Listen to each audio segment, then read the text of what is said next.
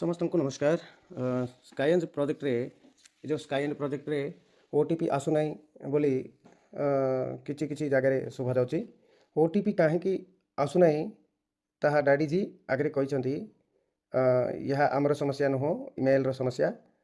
एठी डैडी देखते देखु स्पैम एंड अनसब्सक्राइब इत्यादि और रिपोर्ट इत्यादि अच्छी।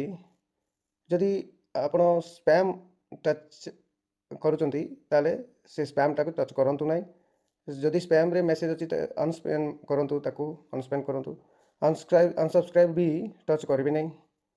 एमती रिपोर्ट स्पैम अनसब्सक्राइब इत्यादि जहाँ जहाँ अच्छी से टच कले कौन हम ओटीपी जाक जमा आसबे नहीं। से मेल भी काम देव नहीं। इटा डैडी काम नुह। जो मेल रखुंट से मेल को ओटीपी आसला पर्यंत रहतु। जदि आसी ना ताकू किसी समय देकी तापर ओटीपी पाई आउ गोटे थर रजिस्ट्रेशन करने ईमेल व्यवहार करूँ।